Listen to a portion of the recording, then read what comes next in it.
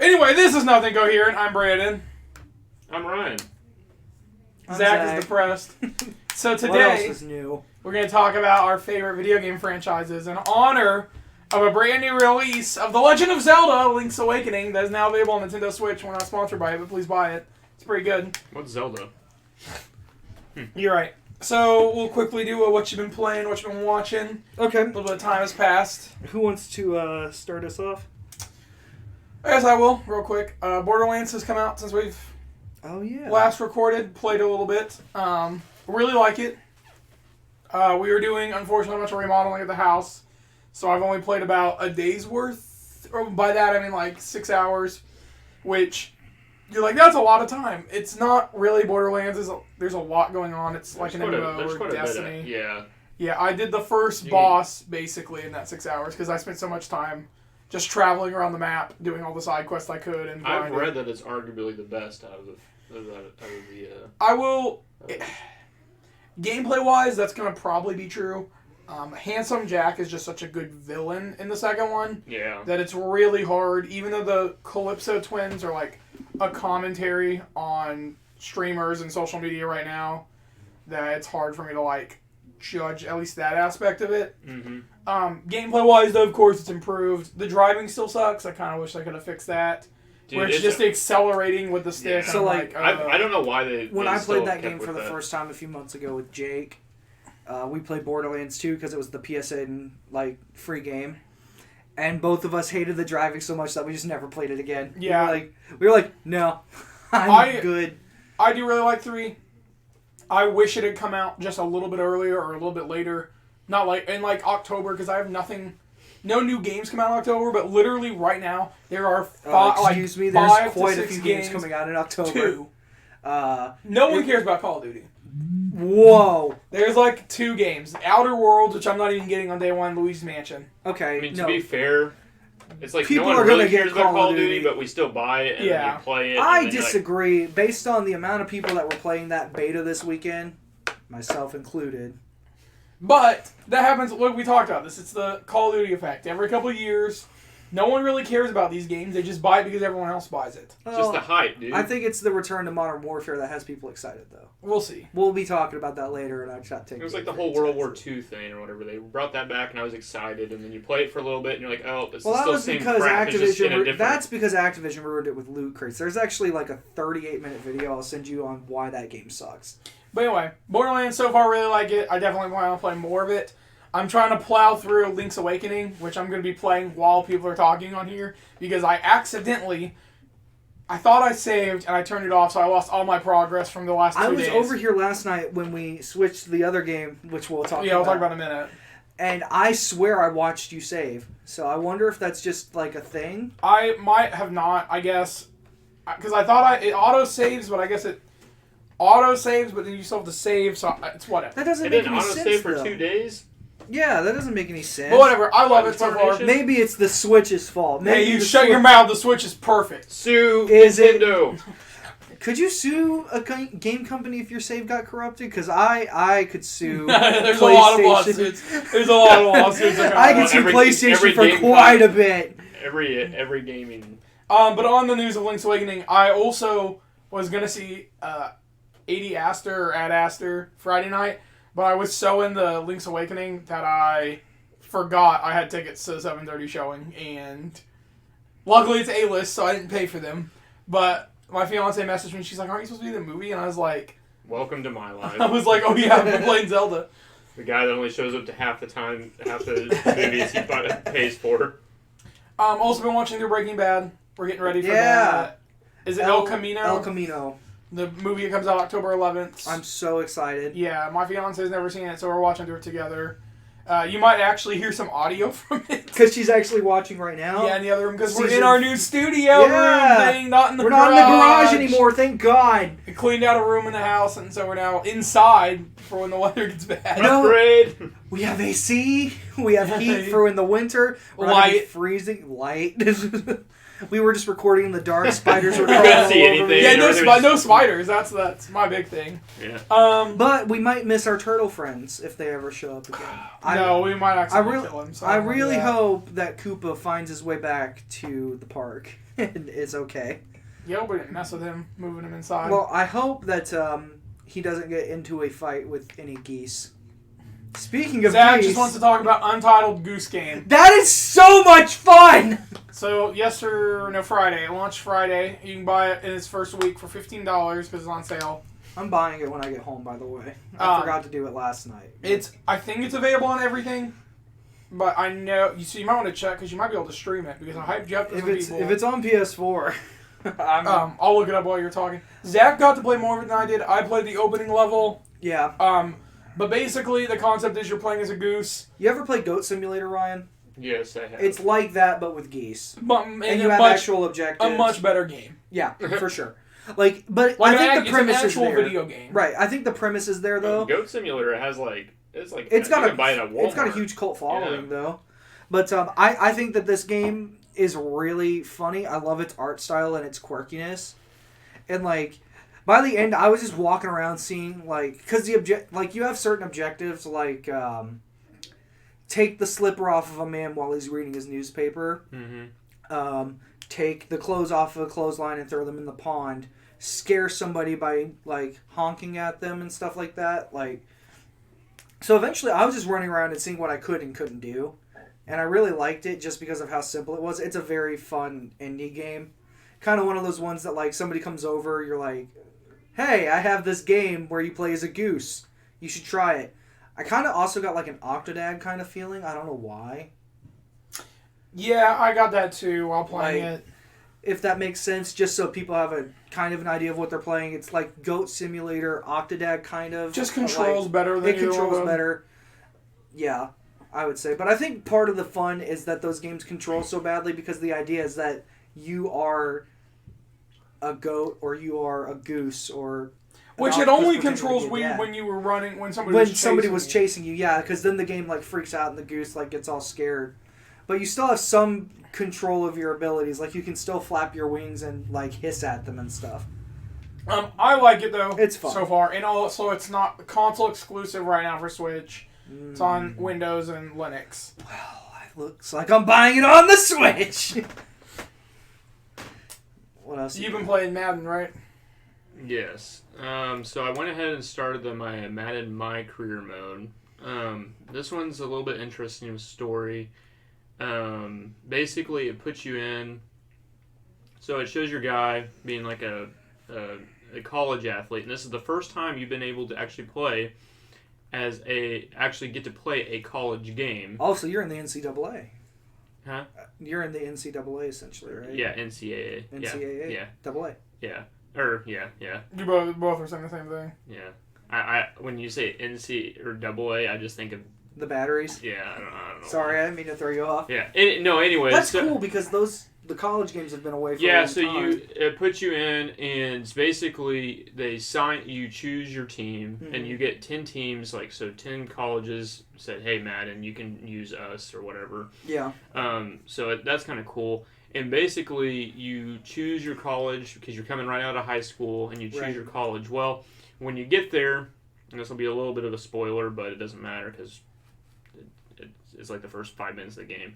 And so you go in, and your guy's ready to go, start, and then all of a sudden the number one recruit quarterback in all the high school decides that he decided not to go to that college and he goes to your college. So then you're well, I'm not the starting quarterback anymore because the guy that's a little bit better than me is going to start. So the coach sits him down and he goes, hey man, we got this blah, blah, blah, best recruit in the nation. Sorry, you're going to be on the bench. So then 4 years pass. Okay. And you're still in college, but it's your senior year. And it doesn't say what happened to him. Mm-hmm. I'm assuming he got injured.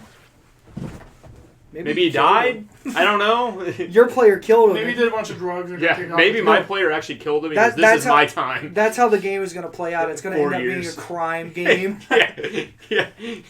Fits it right in with the NFL players. You remember that game, NFL Blitz, the Showdown Dude, or whatever? that was one of my favorite where games. you could, like, Do give your whatever. players drugs. Yeah, that game was insane. I wish they would remake that. They can't do They probably can't. There's anymore. too much in there. But I remember that. If they rebought or if they remade that, I would buy it. But I anyway, would so too. you get into all of a sudden you're in the playoffs, like for the college, and you're like in the game before the championship. So if you win this one, you go to the championship. Right. And of course, your player's like, I've never started a game, but here I am about to take the team to the championship or whatever. And remember, you're not in the NFL yet, so this is all college based, right? Uh-huh. So I start playing this. In this game, I don't know what they did. I've played years and years of Madden, but they did an uptick on like how hard the game is. It was hard to like even like pass and like score, and so the dynamic of the playing is a lot harder. Now, the weird thing was I actually like lost by like 3 points the first time I played. Yeah. But I wanted to redo it, so I went through the whole thing again, and then I Yeah. won. But it was a pain. Like usually in those early story things, like your guy sucks or whatever, and it's easy, and as long as you know the mechanics and it's showing you the mechanics. Right. If you never had played Madden and I want to create my own character or whatever, and then you play that, you're like, this game sucks. Like, how can I even beat this? And so I wonder if they do that just to make it harder, Well, considering the story element so- you haven't played yeah. in like 4 so years. if you lose, you lose because I Right. wanted to see what happens if you lose. Like, Uh-huh. do you have to restart it? Because you used to in Madden and in other sports games, if like they want you to get that big name, so you have like some more opportunities in your storyline. This is like, and so they'll make you replay the game. Like if you fail, then you just redo Oh, it. you have to just start over. This one, there's a whole story if you fail, basically, which makes it even 10 times harder because, like, you still go to the NFL draft, but you're like a no-namer. Like, nobody cares for you, and you may get drafted, you may not, and if you'll get to play one preseason game. That's actually or 2 really or 3. cool. Yeah, it's different. It depends on how you do in your passing drills with the NFL Yeah. Combine and everything. But the hard part is... I like that.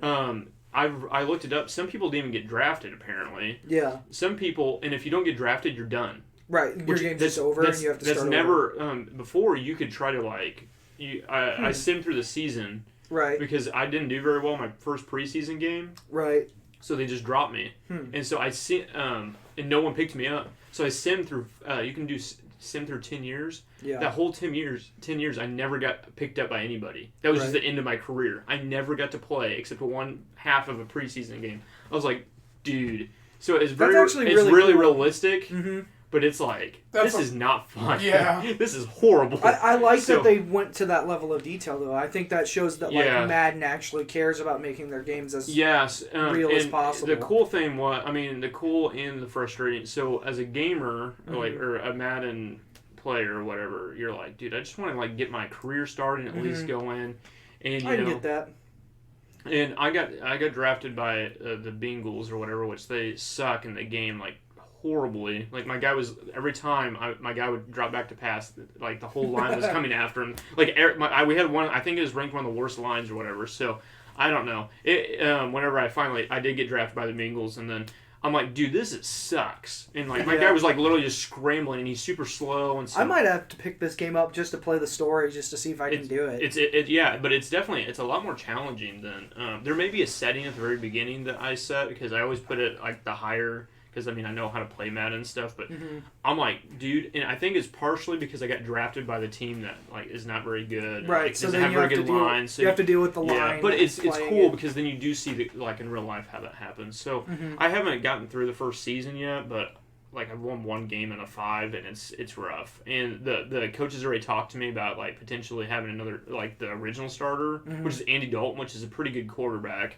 So I took over his spot, like which I don't get it because my rating is a lot lower than his. So I'm not even his backup. I took his starting job, even though I'm like a no-namer in the college. So that whole kind of scheme was a little weird. He's planning to get you back. Yeah, well, and Your player is just sometimes out on a night on the town in Cincinnati, and all of a sudden an orange van just drives by, and you're just gone. Game over. Like, this is Andy's town, bro. But the weird thing is like usually if you like some storylines in the past have been like you get onto the team, and then the starting quarterback gets injured. Right, and then the coach goes, "Get in here," and then that's like your time, and then the quarterback has like a season-ending injury. Instead, you just took his job, like, so he's like glaring at you at the side. And he's been like, for instance, Andy Dalton's been a starter for like 7-8 years or something, probably. And so that's really weird for like a no-namer. I'm like 70 overall, and this guy's like 80 something overall. Like, anyways, so far the I haven't seen a huge difference, except the gameplay seems a little bit more challenging. You can't toss up things as easy and score touchdowns, which is good, except I did break the system because there's like Madden challenges. And all I did was throw it up. Juju Smith-Schuster is like one of the main receivers he actually plays video games. It's like a big thing, like on Twitch. He'll play with people and stuff, and he's like an avid gamer, so that's a fun fact. But he's a Steelers #1 wide receiver. Anyways, he kind of guides you through the Madden course and stuff. And so basically, I kind of found a broke in the game where you have to pass all this stuff, and I literally chugged it up on a certain route with him, like every single thing, broke the game that way. But other than that, so far it hasn't been great, but it hasn't been too bad. And you like the card system we were kind of mentioned in last podcast about how you can pay for your way to get in. I messed with that a little bit. It doesn't seem like anything's really changed dramatically. I haven't gotten into it too much because I was focusing on my player and failing miserably. So that was my big Madden games. my big Madden deal there. So before we get too deep into I'll put this down. Before we get too deep into our big subject, this Tuesday I will be seeing a early screening of the creator of Samurai Jack's new series. I get to see the first 4 episodes. Over a month before it premieres before the first episode even premieres.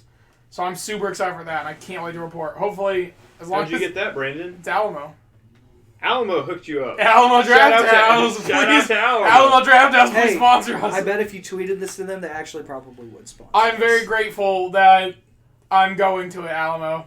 Alamo Draft House and is that the with theater. my $5 purchase, I technically get $5 off my meal or drink of whatever I get that night. Thank you, Alamo Draft House, Springfield, Missouri. Every time You're the best. Every time I go to the Alamo Draft House, I always look to see if they have either their hoodies or their hats. Yeah, I've wanted to buy hoodies. They've been out forever, and I'm like, I want an Alamo Draft House hoodie so bad. We have the Alamo Draft House blanket.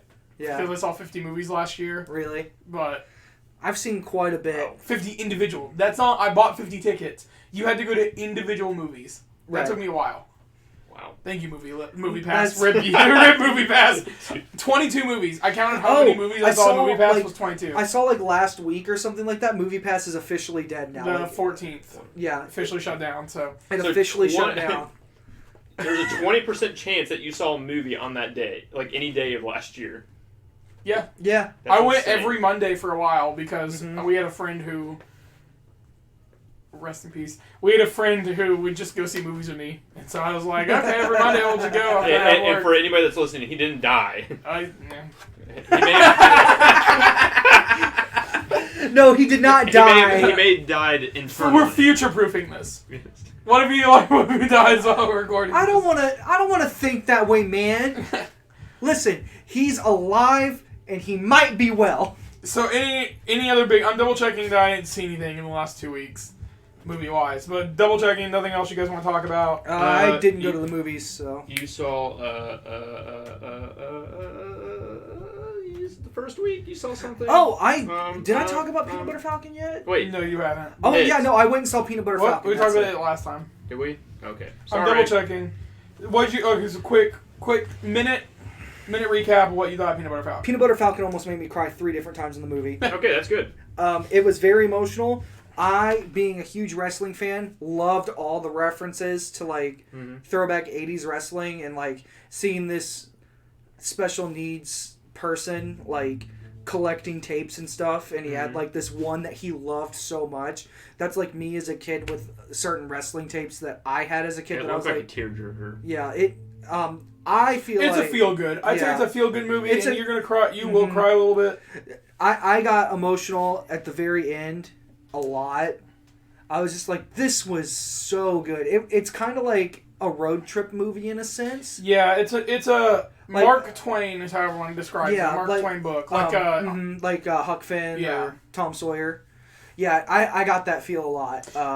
I loved all the actors in this movie. yeah, Shia deserves. I think Maybe that he should something. get some recognition. I Maybe think a I don't know. Maybe I don't know if it's like an Oscar or like right, like because I don't know what else. a Golden came out Globe yet. because I don't know which one I give. Old Stallone didn't get one for Creed, and I thought that was like the well-deserved one. So Yeah. here we are. I soccer think trophy that from that mom's attic. Here you I go, think bud. that Zach could probably get nominated for something. Maybe I think Just because of how well he did, Yeah. being that he also does have special. which I thought needs. I thought it was just an actor. I didn't like when I first saw him. I was like, oh wow, they actually got an actor who has these disabilities, and I really appreciate that. Rather than just getting an actor to portray that, I Yeah. think it's always nice to see that somebody can find work Yeah. in an environment like that. Even though there is an older movie that Leonardo DiCaprio did where he played somebody with a disease similar to his, called What's Eating Gilbert Grape. If you have not seen that movie, that's really good. It's got him and Johnny Depp in it. Yeah. Scale of 1 to 10. A 9. Okay. Which I agree with. I gave it a 9. I gave it a 9 when I saw it. It's definitely one of the best films I've seen this year. Seems like a lot of the movies that we've been seeing here recently. I feel like doing film pretty just high- like- Well, I've seen a lot of indie movies Mhm. recently, and that's like the That's- films that I feel like are trying harder. That's to me Where- what I've been enjoying more, and that's why I like going to Alamo so much. They play indie films.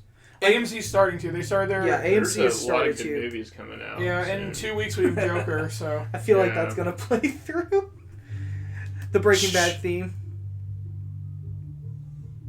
it didn't look like it. Well, there. It kind of did a little bit, but yeah. So Joker, I think looks really good. Yeah, we'll talk about that more after when we it see comes it. out. Yeah, But because we got to hit this subject, so we're gonna do quickly honorable mentions, and I mean quick on this, not like all the rest of our top 10 list where. Yeah. Our All right, honorable listen. mentions Just for everybody knowing, this is the top 10 best gaming franchises of all time. Our favorite. our favorite. our Our top 10 of favorite. all time. Our, Let's- our favorite. Yeah, our- and our our- opinion. Yeah, yes. no, this is. Oh no! This is everyone's individual opinion, and Zach lost his list right now because he just finally checked his phone after it reset. So this is mine and Ryan's top 10 gaming. We're just gonna say Zach's top 10 is all. Yeah, we're gonna Fallout. me and Ryan are gonna guess it. Number 10, Pets. No, Nintendo DS. no. Number 9, Barbie Bratz. Hey. Cooking Mama. Number 8. Stop that. The Mary Kate Ashley games at number 7. Well, No. the Madagascar games. Oh, are you just reading the bargain binning? Speaking of which, when are you gonna beat Batman? It's back. It's back. When did you beat I Batman? didn't. We just took it back because No, we needed. I start. Well, then started- Ryan needs to Hold roll on, again. Hold on. We actually have something more important that Ryan hasn't done. Ryan has not watched Hellboy. Oh yeah, Hellboy's out. Why have you watched Hellboy You yet? can now rent it, so I don't want to hear any excuses. Yeah, sure. I've been Yeah. waiting. We're- I've been Waste waiting. a single dollar on that I've been trash. waiting. I wasted $7 on that trash. No, I wasted more because we bought popcorn and drinks. I wasted. that helped get you through the misery. Whoa! No. Brandon got up and left. I stayed. I endured. Brandon. left. I left. I went and sat in the lobby twice. Okay. So Twice. I'm gonna move the Does chair. that even really quick. count? Brandon's sitting in his chair next to me. He just turns over and like gets into like the fetal position and just stops looking at the movie. Yeah. 3 different times, and I'm like, okay, I know this is bad, but like, holy crap, he's just had enough. You're gonna see a scene where they fight some orcs, and you're gonna be like, man. This looks like PlayStation 1 graphics. Yeah, you're gonna be like, man. This is some PS1, PS2 rendering. How do they review the film and they go, "This looks great, guys"? I don't know. Okay, well that's good. I don't know what happened to my number 7. It just disappeared. Just 7. Brandon, you're gonna Yeah. buy it, right? Well, No, I knew what come- number 6 and number So I 8 can were. just borrow it. So you're I'm gonna go freaking to out. Redbox and just rent it, That's unfortunate. or if you don't want to get out, No, Vudu, don't you dare. Vudu or Amazon will let you rent it. It's got to be streaming somewhere soon. if anybody takes it. Oh. Yeah. Duh. They're just like, please, we'll give you $10 for this on your service. $10. They already announced they're not doing sequels. Anyway, because it made like nothing, which thankfully I was scared when we paid to see it. So, honorable mentions, we're going to do these quick-ish. Okay. You can talk about it for a second, but I don't want to spend like Should I just forever on list this. all my honorable mentions? Yes. Okay.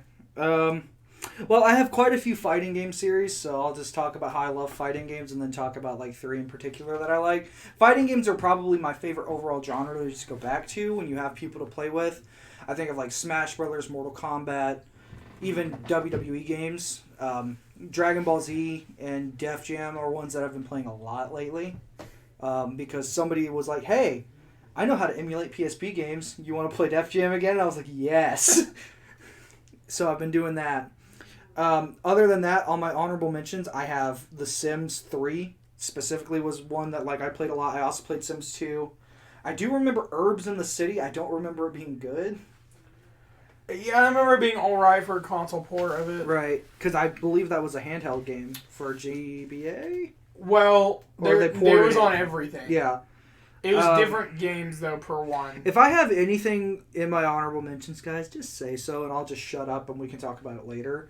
I also have God of War and Metal Gear. So, if either of you have that, just... In my honorable mentions, just really quick, I've got Mhm. Bioshock, which was hard, but some of these I had to put, like, just nostalgia over. And 'cause Yeah. Bioshock 1 and Infinite are some of my favorite games of all time. Yeah. So that's why it got really hard for me. I But still haven't played... 2 weighs it down, which I know there's controversy. Some people really like 2, some people don't. I've never heard really that cared it's the for it. black sheep. You either really like it or you really don't. Yeah, I want to play it again, but I don't Mhm. know. Fire Emblem, there's a lot of them I haven't played, but I love Three Houses, Awakening. I thought the Conquest / Birthrights weren't great. The Simpsons games. Oh my gosh, John. yes. Hit and Run. Hit and Run, dude! Road Rage. Road Rage The was Simpsons cool. Wrestling on PS1. Oh my god, that was actually bad, but I had so much fun yeah, I playing loved it. it. I So- played as Flanders, the Power Prize come Billy Ellis. the Simpsons game that released Oh, the, around time of the the like, movie. That arcade was, game? Yeah. no, well, the beat 'em up. But I Yeah. mean, like, do you remember the one where it was Oh yeah, where you were running the- around as like Bartman and all that other the stuff. actual game that came Yeah, out? That was, it like, was just called The really Simpsons, good. yeah. That was Um, good. I didn't even think about Simpsons games. I also Holy had crap. The Sims on there. Yeah, I had Batman Arkham games that's actually on my list. because I couldn't. I love them, but Arkham City's the only one I really love. I like Asylum and Night, but Asylum, Night, and City, I absolutely adore. Origins, I don't even think is that bad. I just think that the story is a little wonky in places for me. here's the funny thing. I was listening to people because Asylum came out. Asylum's 10-year was a couple weeks ago. Yeah, I know, which is crazy. And I've heard a lot of people now come out and be like, well, Origins is probably one of the best ones because its story was the best. Really, because The gameplay just doesn't lead up to it. I don't know how I don't know if But I agree that's- with that. That's not my... Yeah, Here's my controversial one, especially with the most recent release, is God of War. Because as an honorable mention. as a franchise, I don't love it. But I if you understand that. just took the 2018 God of War game Yeah. by itself, I would Yeah. be willing for an argument for a top 10. See, for me, I'm kind of the opposite. I like the 2018 version a lot. I really do. But there's something about the old style of God of War game that I still love. I still play God of War 3 all the time. That's my thing. I didn't like...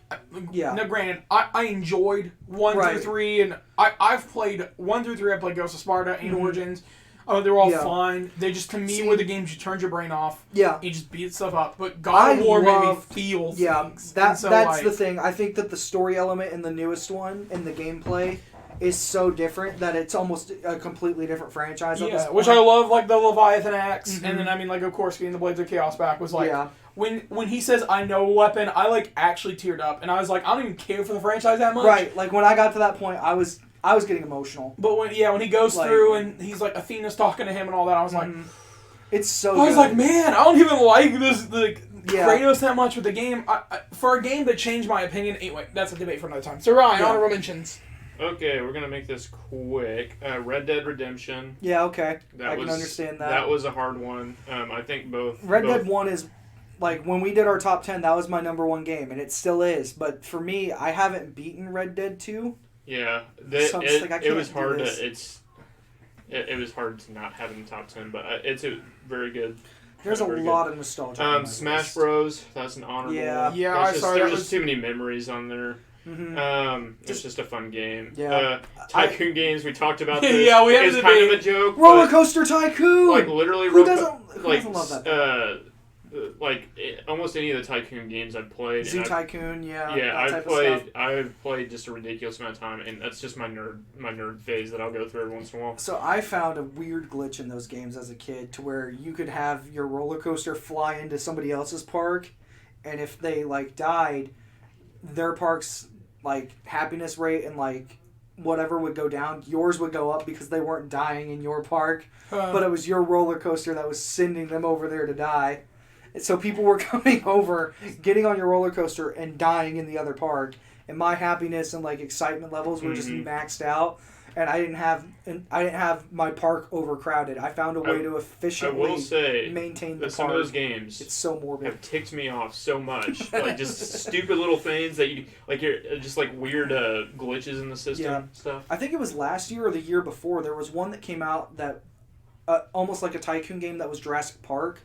Yeah, it is Jurassic World or something. Jurassic World. I never actually something. played that. Or- But what else do you have in your honorable I've mentions? always wanted to play. Yeah. Before I just spend this entire time talking about Roller Coaster Tycoon. Hey! Dragon Age. This was a hard one for me. That's especially the last one I just really enjoyed that game. It's one of my favorite games of all time. Not very many people agree with me on that, but I really liked it. So Hey, that's fine. That's what these lists are about. yes, God of War. I was flipping back and forth on it. I have to agree with Brandon. I didn't play a lot before just this last one, but I really like this last one. Yeah, so that's it's the good. hard part. It's so good. It's just it goes in the honorable mentions. Let's see, Fallout. hey, hold your breath on Fallout. We'll I get know. there, Chief. I did It's- forget 2 it's- games.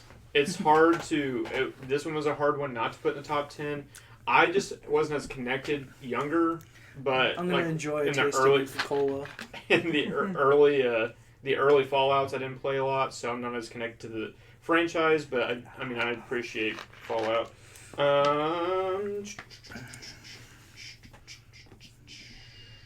And that's it. Smash Oh wait, just kidding. Sorry. Metal Gears. Yeah, Metal Gear. That's a good series. And Final Fantasy. That was another. Guns hard one. of the Patriots. I'm surprised. Elder that they- Scrolls was another one that I missed. Elder in my Scrolls top is 10, good. It's in my honorable mentions, but I didn't put it in my. I love Oblivion a lot. Skyrim I enjoy. A lot of that's just because everyone played Skyrim. It's like it's on Yeah. everything. I get the joke. We're removing the joke, and it's a great game. It's a great game. It's just like it's like here's how I'm gonna compare it. It's Let It Go from Frozen, Yeah. but in video games, where That's actually really good. People hate it because it's just been overplayed, but it's still like at its core. I love great game. I love the Todd Howard "You've Done It Again" memes. I saw Yeah, I one, know. I saw one for Outer Worlds where it was like the game just crashes and then like it starts back up and Todd Howard is like, "We recently purchased Obsidian." It's like, "Now we fix Outer Worlds for you," and it fades to black and it's like, "Hey, you're awake." Okay, so we're gonna quickly do this. We're gonna do this differently. Okay. So you're just gonna give your number 10, and we're gonna do this in a circle. Okay. Really quick. I don't spend a lot of time. If we when we get to us, we'll just figure this out. So just start. We'll just go. Okay, my number 10 is Infamous. Crap. Honorable mention. Dang it. Yeah. I love Cole McGrath as a character so much that I'm just like, he's one of... If I had to, like, make a list of my top 10 superheroes, he'd probably be on there. Like, I don't know. Like, I loved his character and his story so much in Infamous 1 and 2. Second Son, I don't like as much. And maybe that's just because of how strongly I liked Cole as a character. Because the game plays great. It runs fine. It's just not. It's not as interesting. Right, as it's the not first two. Cole. Like, and the story of the conduits and everything. And Yeah, I feel like the stopping second one beast. didn't like wrap up the story and left it open for stuff. Right. Oh my gosh, I forgot the franchise. Oh no. But, I just loved the character so much, and I like that they gave you the option to play as an evil character if you wanted to. Mm-hmm. So that means you got to go back and replay it, and you got to experience like the different things they put into the game. I really liked the power system in those games where if you were good, you had powers that were more like friendly and colorful, and if you were dark, your powers were more sinister and they hurt everybody and not just your enemies, which I thought was really cool. Like, they really went all the way with, you're either going to be a hero or you're going to be a villain. Yeah. And I was like, that's really compelling. I like that I can play the villain if I want to and still get to the same end point. So that's my number 10. My number 10 is the Halo franchise. Wow. This was... Now, hold on. Mine is high. I actually just almost removed it because I forgot a game. Yeah. Which I'm cheating. By the way, we'll get to it later, but I cheated. Puff, I think I'm cheating. But Halo, for me, I wasn't the Xbox kid, so I played Halo at my cousin's house, my cousin's grandparents' house, when their cousin brought it over. I eventually got an Xbox, kind of went like right before the 360, because our local like resale store had it for like $30. You get an Xbox. So I got it in Halo 2, and I loved it. Yeah. I've played all of them, all of their campaigns. I've played every single one, day one when they come out. Yeah, now nostalgia aside,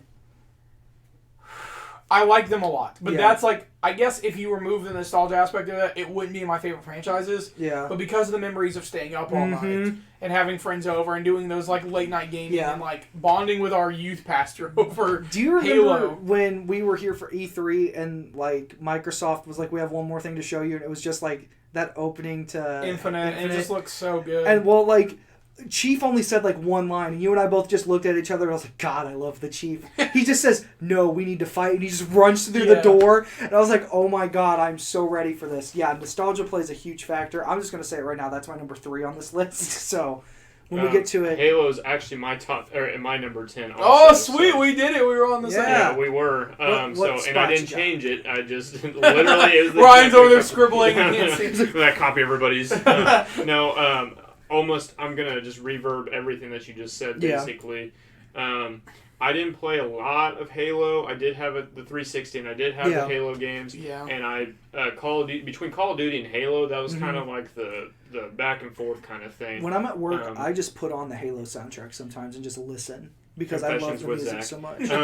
So anyways... Martin O'Donnell's music is great. But, yeah, it is. But anyways, so that's my number 10. Oh, that was your number 10 as well? Okay.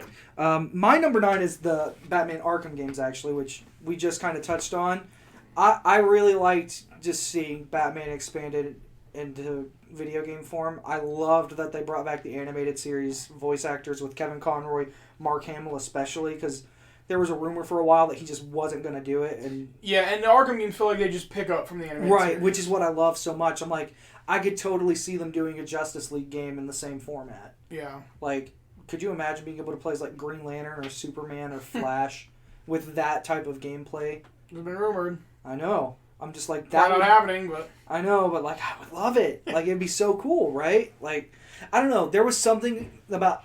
Arkham Asylum was the first game I got on my PS3.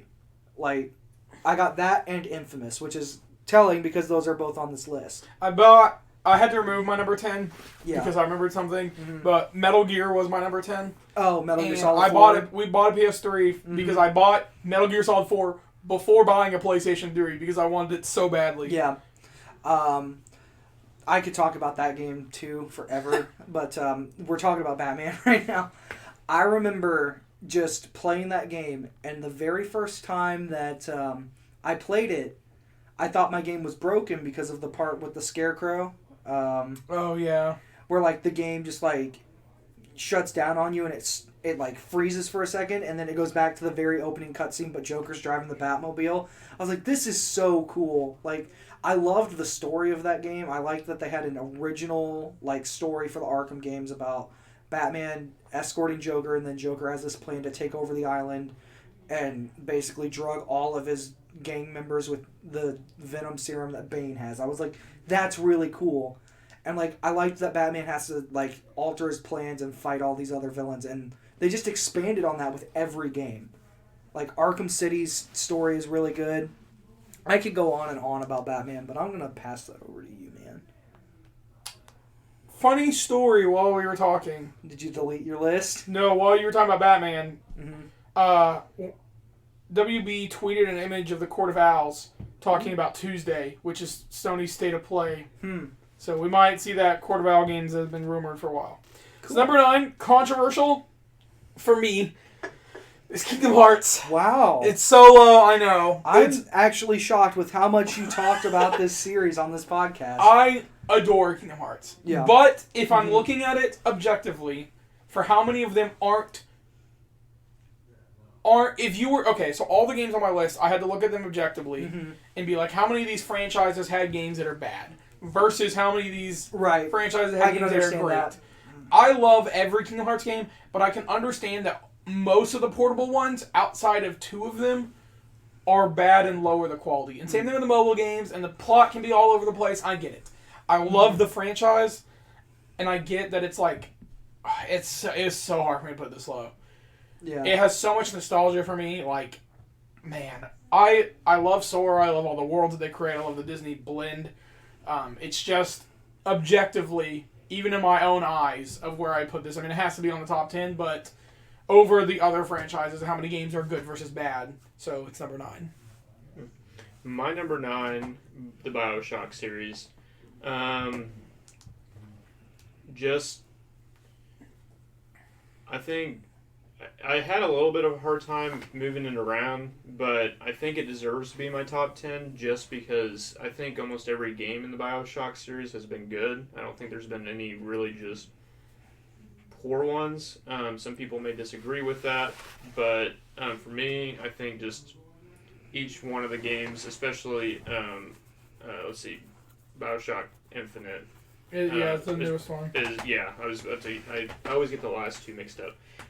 Was probably one of my more enjoyable games to play. Has a deep story. I think they do all the fundamentals of the game right, from storytelling to just the graphics to just about everything. To where I'm not as big of a gamer as these 2 maybe, but it's something that I can sit down and really dedicate quite a bit of time to the story, and you feel like you're part of it and stuff, and it picks up where each one is connected very well, and I think it's very intricate, and I like it. So it's definitely one of those things that doesn't get a lot of just head news, but it's one of those games that franchises that's just always there and it's always reliable. And I hope it comes back one day. I hope we get no. I don't want it to come back poorly. Like they're just like, we made another one. Just to make another one. But I feel like that when they release one out, like I know that I'm going to get a good game out of it. And you're going to put some good hours into it. And it I don't think they oversaturated, but I don't think they undersaturated. I think it is what it is, and you just have to appreciate it. So that's my number 9. Okay, my number 8 is the Fallout series. This is surprising. But if we're going to... Well, hold on. Like what you said about Kingdom Hearts, if I'm looking at it objectively, there are games in the Fallout series that are not good. Fallout 76, for example, Fallout Tactics, Fallout Brotherhood. Like, those are games that a lot of people do not like. But the main core 4, well... 1 through 3 I know are beloved. 4 has been very divisive. 4 is divisive, and then New Vegas is almost universally loved. But if I look at these games objectively, they have their problems. They're littered with bugs. Yeah. Like, as much as I love them, I recognize that they have problems. Like, sometimes quests don't turn in. Sometimes characters aren't where they are supposed to be, and you have to find them halfway across the world. I couldn't find a certain character in New Vegas a few weeks ago when I was playing it, and I was freaking out, and I got on the forums, and somebody was like, oh yeah, he'll show up here. And I'm like, why is he there? Why is he near the death claws? Like, why? I think my love for Fallout is obvious based off of the last few episodes of the podcast where we've been joking. Oh, Zach, you didn't play Fallout. You're not talking about you playing Fallout. I'm like, well, guys, I'm trying to not say that every single week. I want to go back. I bet Fallout has been mentioned in every episode. It probably has in I some bet 90%. Yeah. I would say there's 90, some sort of reference of something. From either you guys joking about me not playing it that week or me talking about me playing it. I'm pretty sure Fallout's been mentioned almost every episode. I think that's more than enough for me to say, yeah, it's one of my favorite franchises. Okay. So our rule was there had to be at least 2 games for it to be considered a franchise. Yeah. I knew it. I was like, he's gonna play Megalomania. I don't know what it was, but I was like, he's looking for something. So Undertale with the Deltarune. Yeah. Unfortunately, it is the same franchise. So that was how I was able to get it in. You get to talk about Undertale. I was genuinely surprised when this game came out because everyone's like, this is like RPG in the vein of like Earthbound, right? And all those. And I was like, and everyone's like, you're gonna love it. It's considered a modern masterpiece. Mm-hmm. And so playing for the first run, I did my first playthrough, and I was like, well, that was really good. Mm-hmm. And they're like, no, you got to do it again. And they're like, do your pacifist or genocide run. Right. Which, spoilers, I guess. Yeah. I did both the runs, and during my pacifist run, I got super emotional and was like, oh my gosh. I was like, there is such a deeper meaning and such a deeper level of this game that I just adore and love. Right. I loved it. I only played 2 or 3 hours of it. Which you're almost done. I'm almost done. It's just, I don't remember where I am now. So, part of me is I really need to give this game the courtesy of playing it in one sitting. Yeah. Because that's the way that people say it's the best way to experience it. My first run, I did in 2 sittings, and then my pacifist, I did in 1. Right. Because I realized I was like, I need to invest the time. Right. And I was just like, I'm going to come back to this. It is sitting on the home screen of my PlayStation 4 every time I turn it on. I'm like, someday soon, I promise. I have to stop myself every once in a while because I'm like, I just want to buy it just to support it again on other consoles. I'm like, I'm just going to buy it for Switch and never touch it. But, Deltarune, I also really like. Yeah. It's not complete. Mm-hmm. Undertale is one of my favorite games of all time. Yeah. If Deltarune was even better than what it is, this would be way higher on the list. I honestly could see it arguing for the top 5 spots. Really? But for me, where it is now, this is where it stands. Granted, if the franchise expands, because Toby Fox has been doing a lot. Yeah, Toby Fox basically does everything by himself, right? Well, he did that, but I mean, right now, he's working with Nintendo. He helped do all the sand stuff for Smash Brothers, and he's doing all the music for the new Game Freak game. I would give anything if Sans was just a character. If they're he's just a character, he's not a gunner, he's a character. I wish. He's too good for that. I like all the memes where he gets the invitation, and he opens it up, and he's like, oh, it's my time to go, and it's just send your clothes. Yeah. But anyway, Undertale, my number 8. We had 8. I was too busy looking for the song, the 8, yeah. Yeah, you're up. Oh, sorry. Uncharted is my I have number that on 8. my list too. I don't know, you guys may argue with me, but I don't know if there is a bad game out of that whole series. Maybe. If I had to include Golden Abyss for the Vita, I know some people say that game played really weird. I would argue the first one is a 6 or a 7. I would say, the motion controls and everything didn't age well. The combat's a little dated now at this point. But the way you get when extra ammo and stuff. When you first got the game or whatever, what you thought of it is kind of how I base off some of these. I think because some of them just don't age well, and it's the storyline is what you got to focus on. I feel like those games got better with each release. Yeah. Now, granted, it's Uncharted's on my list too. Yeah. But I would argue, and this is where my argument comes in for it, is that 1 isn't, even back then, I didn't think was great. Really? I bought 2. I found 1 a little difficult at times because I played 2 first. I played them in order. I bought 2 off of Goodwill. Goodwill of that. I knew everyone was talking really highly of it. Yeah. And that I thought 1 was good, but could have been better. Yeah. I bought 2 because I got Batman Arkham Asylum and Infamous, which were they came out the same year. And then later that year, I knew that Uncharted 2 was coming out and it was going to have a multiplayer. So I was like, well, I can play 1 later, and I got 2, and then I went back and played 1, and I was like, 1 really isn't that well connected to the rest of the story. Now, I might be wrong on this. I might be confusing years. I'm pretty sure Uncharted 2 came out the same year as Elder Scrolls 5 and Zelda, right? That's in 09. It came out in 09. It was up against Modern Warfare 2, Batman, Arkham. It won Game of the Year. Yeah. Against, I think, Elder Scrolls. I think you're right. No, it was Elder Scrolls 11, 11, 11. Yeah, no, Elder Scrolls was 11, 11, 11. I thought, for some reason, there was a lot of games in 2000. Uncharted 3 came out in 2011. Yeah. That's it. I was confusing 2 and 3. Right. Yeah. But when it came out, it swept everything. Uncharted 2 did. And I think that's when people were like, oh, we've got a franchise here. My favorite, I would still think, is Thief's End. I think 2 is really good. Well, here my thing. Is each one is better than the next? Yeah. Yeah. Now, granted, I think it comes down to which story you like the jump from 1 to 2 is, phenomenal, and you can really tell. Yeah. The jump from 2 to 3 isn't really noticeable, and then 3 to 4, it's only the jump because of the graphics of and moving consoles. Yeah. Don't get me wrong. I think 4 is the best one. I agree with you. Yeah.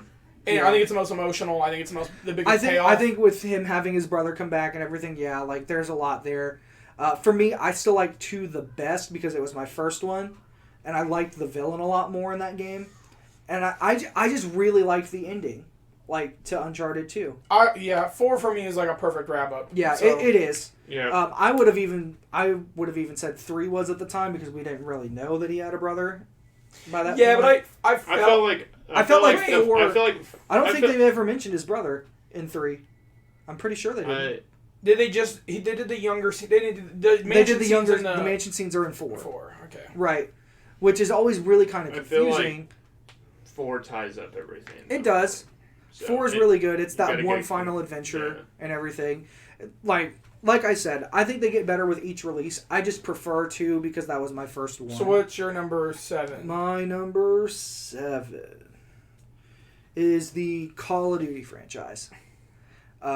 More specifically, the Modern Warfare trilogy. I just really liked those games. I thought that they did a lot for gaming in general. The online play was a big thing. People still play Modern Warfare 2 to this day, and Modern Warfare 3, and even Call of Duty 4. But Yeah. that game's mostly modded at this point. But, like, there was a time when, like, if you had, like, 10 friends only on, like, your Xbox, there's a good chance that 30 to probably 70% of them were playing Call of Duty at some point during the week. Like, Call of Duty was such a huge deal. I just remember the amount of money, like, Infinity Ward put into those games. Like, the marketing for it was phenomenal. You can still find people streaming the games, having a good time with them. They changed first-person shooters. A lot of games still borrow elements from Call of Duty as a franchise, which built off of other first-person shooters. I loved the story of Soap McTavish a lot. Like, I can get into the campaign and go on forever, but I'm not going to do that. Just because it's such a good narrative for 3 games that are based off of a military genre. Because, like, typically military games, it's like, we got a terrorist, we got to kill him. But, like, they have overarching villains, they have betrayal, they have all these sorts of themes, and they have controversy in them. And I was like, this game is really compelling. This series is really compelling. And I just love Modern Warfare specifically, which is why I'm so excited for the new one, and they're bringing back Task Force 141. If the story is good, I might go pick up Modern Warfare. I haven't decided. I've canceled. Everybody keeps saying that the campaign is what's going to sell people on this game. I have heard very controversial things about it. Right. I've heard some people say it's great. Mm-hmm. Some people say it's the worst thing they've ever seen. Really? Yeah. So I wonder if that's because 85% of people that buy Call of Duty don't play the game. No, the campaign is like no. That's why whatever Black Ops 4 they sold it separately. Yeah. Right. Because people they showed the number of people who just would pay for the Wi-Fi. People in multiplayer. Like for me, I was just like, I loved the campaigns of Call of Duty so much back when they had something to say about stuff that was ongoing in the real world with Modern Warfare. So when they were like, we're doing Modern Warfare basically again, and I was like, okay, I'm gonna trust you guys with this, because for me the last couple games have not been as good. Okay. So my number 7 is, for us weebs, it's called Mother. For us North Americans, it's Earthbound. I've only played Earthbound, so it's not on my list. I've played Earthbound and Earthbound Origins, as it's known in North America. Yeah. I've gotten halfway through Mother 3 several times. I recently got a reproduction cart, so my goal is eventually to play it. I lost the charging cable to my GBA, so we'll eventually get to that. Earthbound for me is one of those RPGs that has stood the test of time and holds a very special place in my heart. Yeah, it's very good. I bought a SNES Classic just so I could play it with a old SNES controller. Yeah. Of like, I wanted to experience it without paying $1,000 for I remember when they announced the SNES Classic and they were like, Earthbound's on here. And I was like, that's already worth the money that you're asking, because the carts sell for like upwards like Super Mario RPG. Right, all of that was a Star steal. Fox 2. Yeah. But anyway, Earthbound itself, I love the games, I love the characters, I love the stories it tells. The music is also great, which is so awesome that 8-bit music or 16-bit music was able to like sound that good and sound that memorable too. Yeah. I don't like Origins that much, which is where my another RPG franchise overtook this, unfortunately. But Earthbound or Mother 2 and Mother 3 are just such phenomenal games that, like, I stress to everyone that can play this franchise, even if they don't like RPGs, to play it, because I think they enjoy it. I think that the sense of humor and the art and, like, just the simplicity of it will attract anybody. Now, I didn't put it on here, but my other debate was the Persona franchise. Would have been right here at 7. But I've only played Persona 5. Sure. But I know that people say 4 is better than 5. Really? I loved 4 a lot, or 5 a lot, and I strongly recommend it. It's just like a very long game. Yeah. So it's technically an honorable mention that I forgot, but move on to your number 7. My number 7 is the Assassin's Creed franchise. Okay. So There you go. there is some good ones and some bad ones in the mix, but That's with every franchise we've listed. So. yes, there is a ton. Like I was looking back at some of the games, and I'm like, dude, I almost forgot about that one because there's so many through there. I haven't played. I'll be the first one to admit I have not played every single one of these. Each story is very long. I mean, Unity's just the best one. Okay. I'm just gonna pretend you didn't say that. Black Flag. Actually, I really like Black A Flag. lot of people During the apparently do. Switch. I heard that the Switch port's going to be really good. Yeah, Because so they're like Black actually Flag making, is like, one of the my gyroscoping favorites, and and everything. it's basically just because it's pirates. and I'm Jack but Sparrow. what I like about this franchise is that it literally visits different time eras, and you literally get to go into different, like, whole different realms. And yes, sometimes the story's a little dry in here and there areas, and sometimes it's a little confusing, and sometimes the mechanics can be very annoying at points. But I still think overall, as a franchise, it's a beautiful game.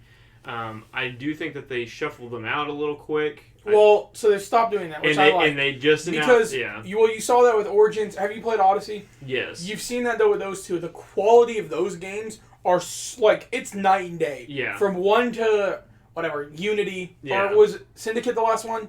Before that, yeah. Syndicate was the last one before they switched to Origins. Yes. You can tell the difference of the night and day of like Origins is phenomenal. And there, yes, and exactly. You'll play one game and you're like, okay, and then you'll see like it's like they rushed like part of it, or They were on a yearly release. They were an Yes. annual release, and that's where Black Flag, Odyssey, Black Flag, Unity, and Syndicate. That was a 3-year problem. Yeah, And they were and Black that's- Flag was good because it was the first one in that production. Yes, and the two after that, those were, I don't like those as much, but the overall, every time Assassin's Creed game comes out, you still want to play through. Yeah, the I know. whole Every thing. time. And for me, it's. I mean, I just enjoy it too because I mean, just the gameplay. There's not really a game that's similar to it in the assassin style of Yeah. being able to climb walls, jump through things. I love jumping off like a massive tower into a hay bale at the bottom.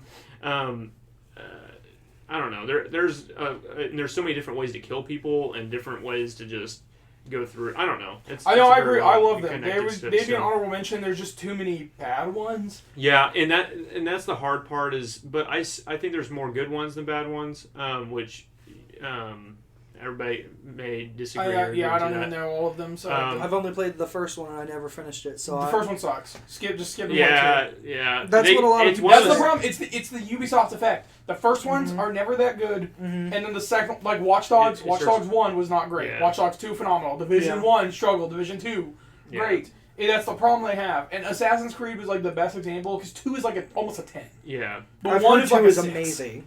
yeah. And I'm And just then like, the problem is then they liked Ezio too much. They And then- freaking ran him into the Yeah. ground with Brotherhood was alright. Revelations kind of sucked.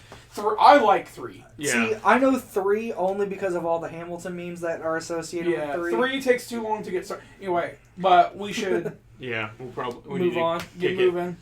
Okay, my number 6 is Jak and Daxter. Oh, well, we just lost the rest of our time. No, I'm going to make this quick. We already talked a little bit about Uncharted, but Jak and Daxter was the series by Naughty Dog that made me a gamer. Like I kind of played games. I kind of, like, I had Pokemon, but, like, that was kind of it. We had N64, and we would play, like, Smash Brothers together, but, like, Jak and Daxter was the first, like, series that I sat down and I actually, like, truly cared about the characters just because of, like, how simple it was. I could understand it really well. It was a platformer game first, and then it became an open sandbox like GTA. And I really liked that. I liked the drastic change between 1 and 2. I liked the characters. I liked the sound. I liked the story as simple as it could be at times. I just liked how quirky it was. I almost wanted to put like Sly Cooper or Ratchet and Clank in this spot for my PS2 like characters, but there's just something about Jak and Daxter that I love more. I think maybe it's just the nostalgia thing for me, but like I just love those games and I've always wanted it to be revisited. I don't know why it hasn't. Maybe that's for the best, to be honest, because Lost Frontier I did not like. I know a lot of people didn't like it. Jak X Combat Racing. I actually like Jak X Combat Racing. I liked the racing elements in that game. I thought that because they made racing such a big deal in 2 and 3, and even in some cases 1 with 2 of the power cells that you get, racing made sense for that franchise. Unlike some games where they're like, hey, we're just going to have racing, like Crash Bandicoot, they made Crash Bandicoot Racing kind of out of nowhere. So like when Uncharted was like, after Uncharted 3, I was like, are they going to do an uncarted game where you're just driving around in like go-karts? I don't know. But like, I loved Jak so much as a character. I thought he was fun. I liked seeing how much he changed over the course of the games. Like, the first game, he's this innocent kid. The second one, he's this edgy teen looking for revenge. And then the third game, he rises up and becomes a hero and saves the whole world. I just liked that. So My number 6 was Uncharted. We already talked about it. Yeah, we So talked about Ryan, move on Uncharted, to your so- number 6. My number 6 is the GTA. Honorable franchise, mention. so- I forgot to put this down. That was one. Well, here's the thing. I I had GTA, GTA, but I put Call of Duty there instead. I'll let you talk about it all, but I don't think... I think GTA, for me, I have a bunch of nostalgia, but Yeah. for me, outside of San Andreas and 5, Yeah. maybe Vice City, I don't love them. I like Vice City. Vice City's my favorite. I think Vice City might be my... I have to. I like Vice City the most because of all the gangster references to like the I like 80s Vice and City's stuff. world. But Yeah. anyway, we'll let you. This is your. Yeah. It's your number You guys nine. are hijacking all my... So, GTA, I almost... All of the... Obviously, the first one, I didn't play that much. It's 3, Past that, No, Miami Vice, San Andreas, and then, of course, the last GTA. All super fun games. One of the things I love about this franchise is they put so much time Yeah. and so Oh much... my gosh, it's so much for You can So- spend hours playing golf or tennis in GTA 5 and never do anything else. I know they have games within games within games. Like Yeah. it's absolutely insane how big this world is. And the thing is Yeah. if I want to get in a car and I want to run over 50,000 people and have a whole squad of helicopters, Yeah. or if I want to live my daily life and go to work and do that Yeah, I know, thing you too, can just do You it. can just do that. You can do it. I mean, they literally have like stocks and I mean, it's like a Yeah, whole you- world. It's crazy how in GTA 5 that all worked, but in Red Dead that didn't work for me. Of how super hyper realistic you could have it in this game, exactly. but in this Right. one for me, But it didn't Red Dead, I think it's because it's the Old West. We kind of have like our thought you process want on how that works. something a little bit more, and there's not as much interactions in Red Dead compared to Right. GTA. GTA, you can go down a street and get in a fist fight with anybody or do whatever the heck, and you can go into 50,000 stores and do whatever. Mm-hmm. So, and then I don't know. There's a lot to GTA. I love. I'm looking at my list. Yeah. I'm just trying to see where everyone's at because I'm curious about. I had some memes. Yeah. Oh, okay. Anyways, for me, I think the last one. You 5 got is 3 stories. Great. 3 Mm-hmm. really good stories that collect into one, Yeah. and that kind of is what made. I mean, GTA 5 is one of my favorite games just Yeah. because of that, and it's such a good, I would strong like to story. see the GTA games be remade on the GTA 5 engine. I know that that's probably not going to happen. Yeah, that's a lot of work. It is. I can like, if see them redoing Miami Vice or maybe Vice City. Or, If they were Vice going to City. do any of I them, keep it would on have been saying San Miami Andreas. Vice. Well, I no, think. the rumor is the strong rumor is that GTA 6 is going to be called Vice City. Really? Mm-hmm. Yeah. That's the most I've like. read that. I could That's see the rumor that that's been because going around. I've also Well, that's read the one that it that could they be haven't gone back stayed to in in so London. long. Yeah, I've heard that. And London was a big deal. Yeah. They opened up at Rockstar location somewhere else in the world. I don't remember where it was at, but Yeah. that was rumored that they opened there I- so they could do all the like. I wouldn't be shocked I if wouldn't Vice either. City was next because they seem to be I- caught between Liberty City and San Andreas all the time. Yeah. Well, they redid San Andreas as part of. Right. Los Santos. Yeah, it's in there. You can go to San Andreas. Yeah. Yeah. I wouldn't be surprised, like even like later on, a couple ones down, like Tokyo, and they just start drifting outside. Is that China Wars? Yakuza. No. Sleeping Dogs.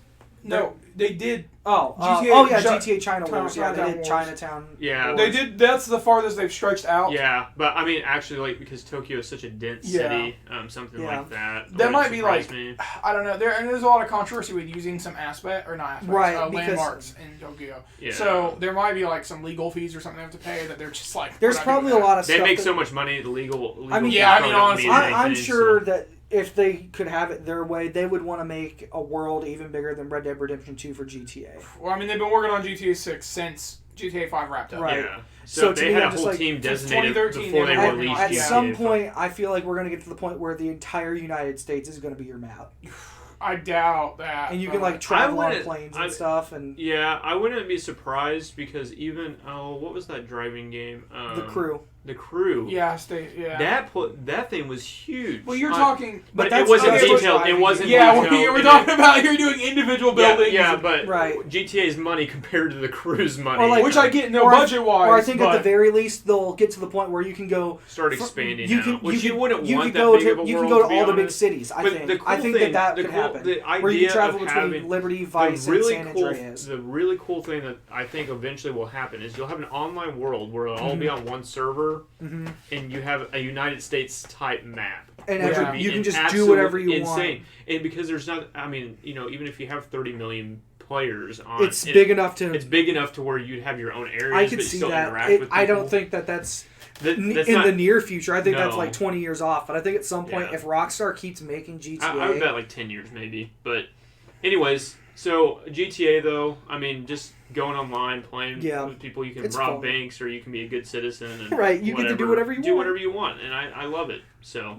it makes me want to go download I know, it again. talking about But it, I was looking up how much it costs to get one. Yeah, Or did which, GTA 5 again? yeah, I have Yeah, I have the I last have it. two still, but I mean, it just takes 10 years to download. Yeah. Yeah. So. My number 5 was Uncharted. We've already talked about that, so we'll just move on.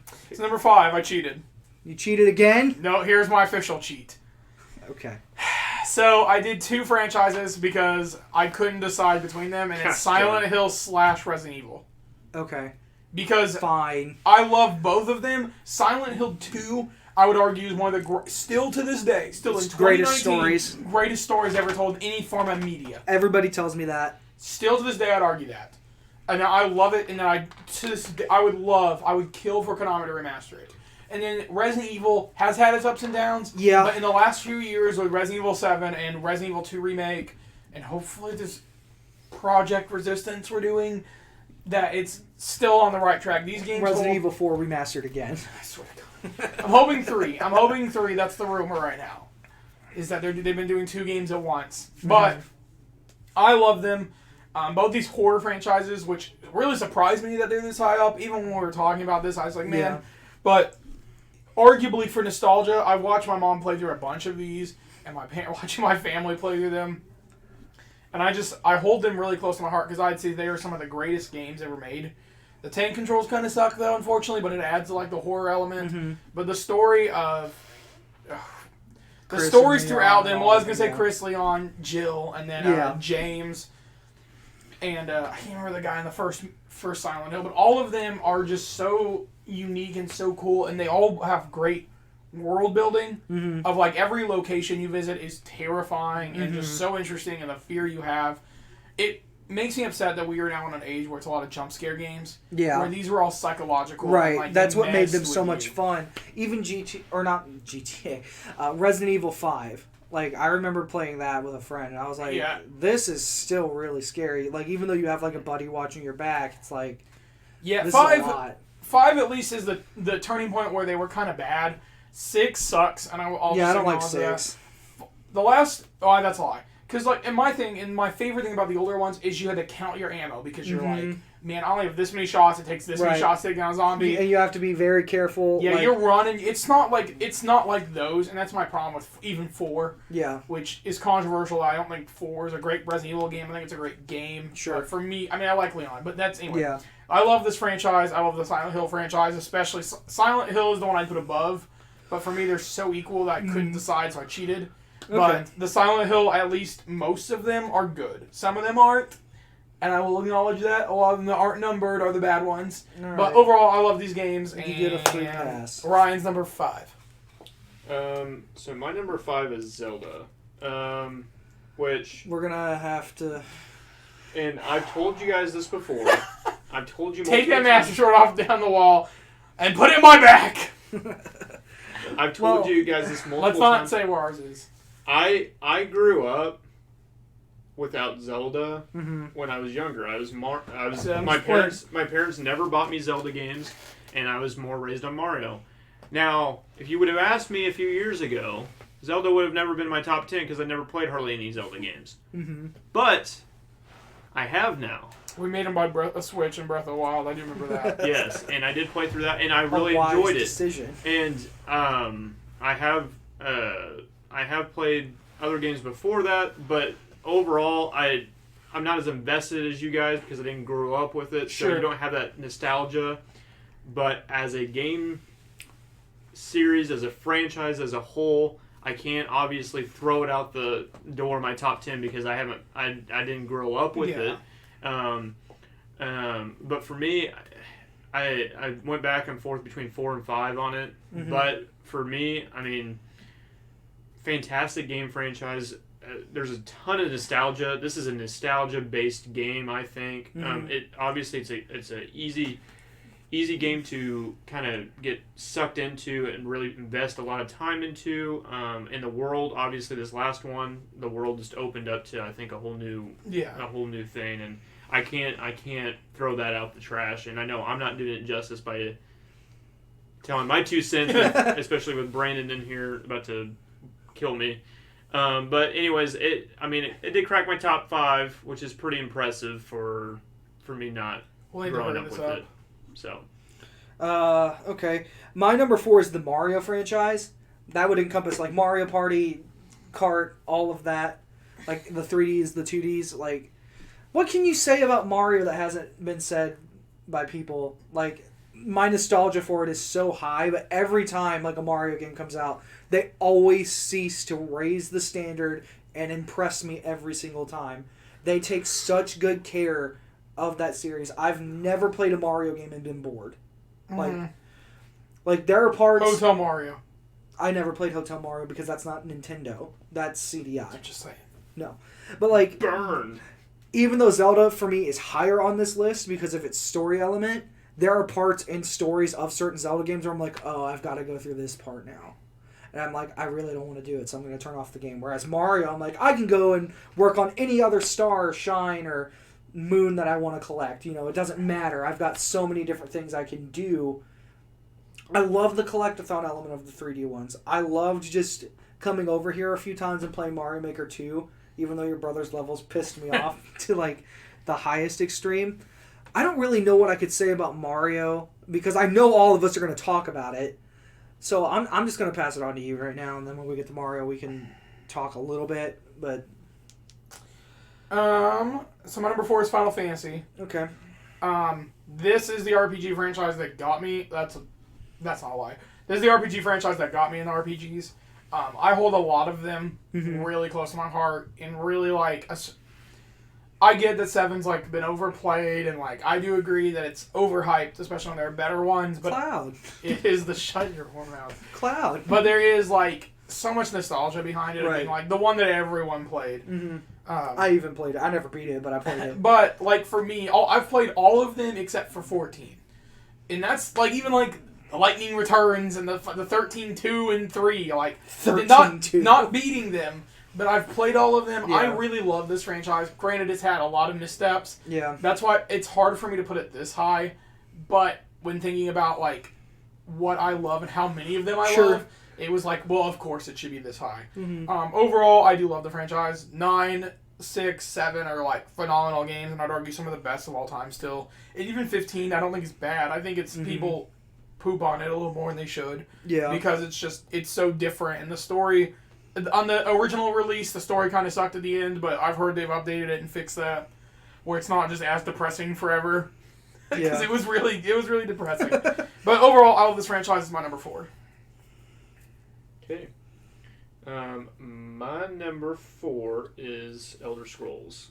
So, the big one for me, I mean, you can talk about Oblivion, but Skyrim's Skyrim's the one that really got me into a whole different mindset with gaming, I think. And I don't know how many hours I've put into Skyrim, but it has to be in my top 3. Just ridiculous amount. I like time put into a game that's really high. Yeah, and my thing is like, I just remember getting Skyrim on the old 360 and hearing that thing wind up and just like looking at the world and just being like, what is this? And just everything about Skyrim was perfect to me. Yeah. And for somebody that before then wasn't super invested into games like that, I got sucked into this game like more than any other game I think I've into that level. I went on vacation to a beach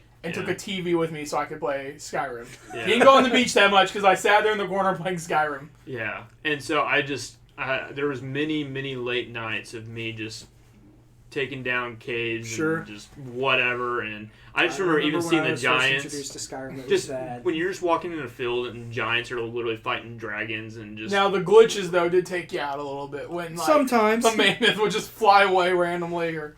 I don't remember a lot of glitches, but I mean I know there are a lot of glitches, but I don't. Yeah, there are. I just don't remember like. Yeah. I don't know thinking about. I'm like, oh, there's a lot of glitches in this game. It's more like, wow. So that was I know we don't have a lot of time here. Well, but what I'm gonna do is I'm gonna give my last 3 because I've got to get going. Yeah. And then I'll let Zach and Ryan talk as long as they want. So I'm gonna hit these as quick as I can, but I also want to make sure these are emotional to me. Top 3 are all Nintendo.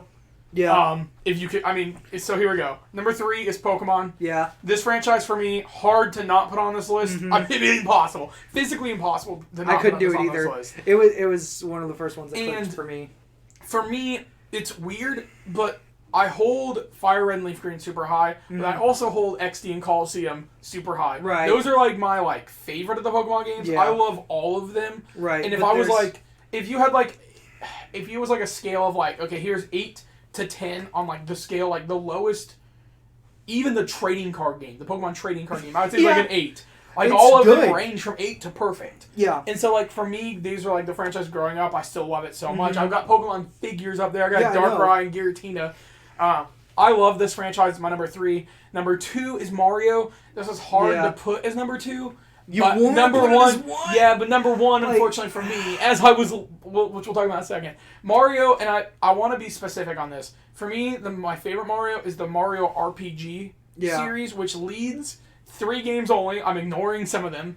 Super Mario RPG on the SNES, Paper Mario on the 64, and Paper Mario 1000 Year Door. Love them all. Some of my favorite RPGs of all time. Yeah, they're great. I love replaying them. I always, no matter how many times I play them, no matter how many times I know what's going to happen, they're my favorite of the Mario games. I love Odyssey, 64, Sunshine. Yeah. All of them. I love all of them. I mean, granted, there are duds or there are games I'm like, well, that was good, but not great. Right. Some of the sports games, some of the Mario and Sonic, some of them I don't love. Yeah, like, you're not, like, as attached, but when that main Mario game comes out... But the emotion that I felt for Mario 64, when I was at Toys R Us, and the demo kiosk is there, and I remember, I was playing, I remember it vaguely, so I'm going to try to hit this quick. I was at Toys R Us. I'd been playing Mario 3 earlier because we only had a NES. We jumped from an NES to a 64. Wow. And walking in to Toys R Us, my parents being like, hey, we're getting Pokemon Stadium because you can put your little Game Boy on it and play on the TV and stuff. And, it was bundled. It was the bundle. Yeah. The 64 came with it. And then looking at the demo kiosk and seeing Super Mario 64 and being like, I have to have it. Yeah. I have to play it. So that was like that's a big emotional thing I remember I have. My favorite franchise of all time, of course, The Legend of Zelda. Number 1 is The Legend of Zelda. There it is. Surprise! There it is. That's my number 1 as well. I was playing Link's Awakening while we were recording. Skyward Sword, I hold is probably my favorite, which is the most controversial opinion because the motion controls are bad for some people. I never experienced any problem with it. I had such trouble with it that I just could never finish the game. I watched my brother finish the game, and I agree. The story, phenomenal. I told somebody at GameStop when they were debating on buying it. I said, I've never cared about Zelda herself as a character before, but in this game I cared. And that was something that the Zelda franchises needed over time, which I get. Wind Waker is also phenomenal. I honestly, any given day, you could argue 2 through 5 on the Zelda games.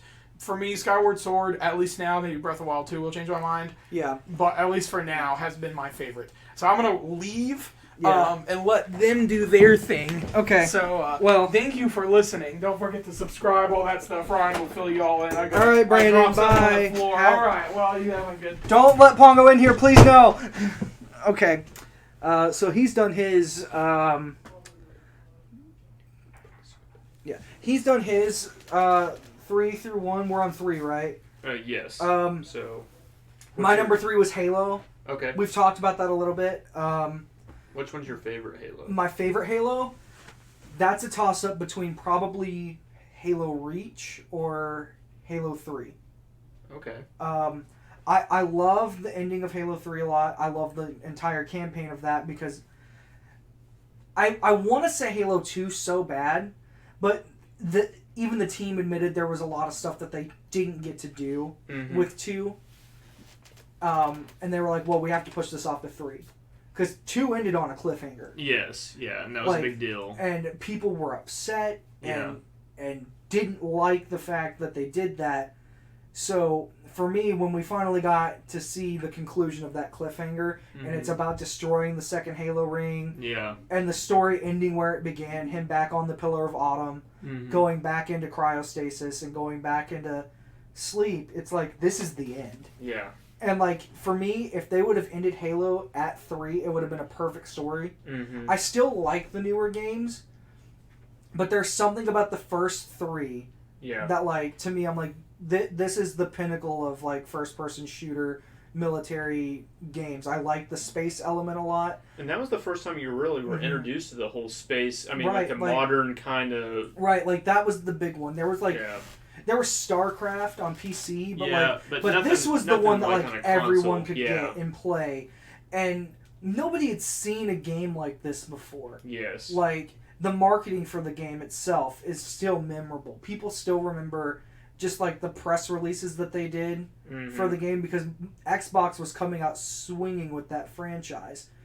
Because I mean, at the time it was Nintendo and PlayStation. Sega had just went out of business.